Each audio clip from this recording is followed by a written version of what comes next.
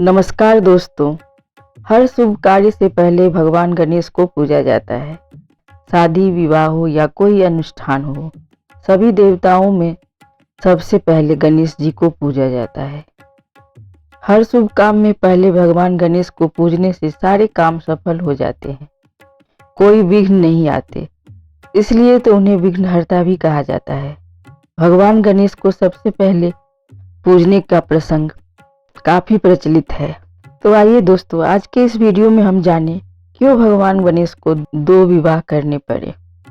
क्योंकि कथाओं में उल्लेख मिलता है कि भगवान गणेश ब्रह्मचारी ही रहना चाहते थे, लेकिन उनका यह संकल्प टूट गया और उनके एक नहीं बल्कि 2 विवाह हुए।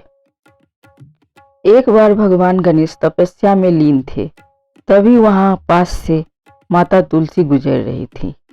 गणेश जी को देखकर तुलसी जी उन पर मोहित हो गई और उन्होंने गणेश जी के सामने विवाह का प्रस्ताव रख दिया।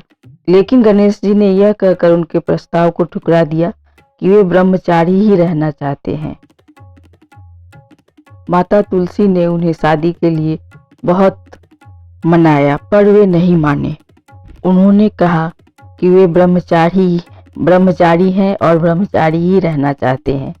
इस बात से तुलसी जी रुष्ट हो गईं और उन्होंने गणेश जी को शाप दे दिया कि उनके एक नहीं, अब तो उनके 2 विवाह होंगे। और फिर क्या था, कुछ समय बीतने के पश्चात भगवान गणेश को दूसरे देवताओं की शादी होते हुए देखकर उनके भी मन में शादी करने की इच्छा जागी।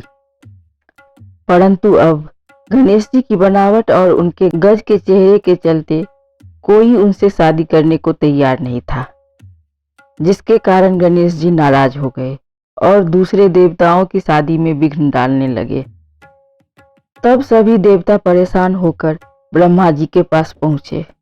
ब्रह्मा जी ने इस समस्या को सुलझाने और गणेश जी को मनाने के लिए अपनी योग शक्ति से 2 कन्याओं रिद्धि और सिद्धि को जन्म दिया।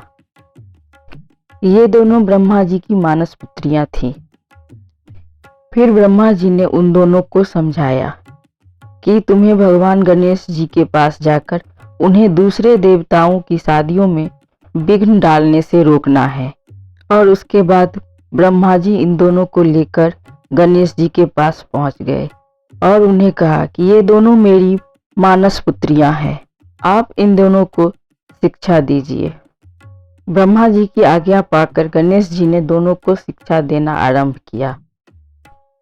इस बीच जब गणेश जी के पास किसी भी भगवान के विवाह की सूचना आती, तब रिद्धि सिद्धि उनका ध्यान भटका देती और विवाह आसानी से पूर्ण हो जाता।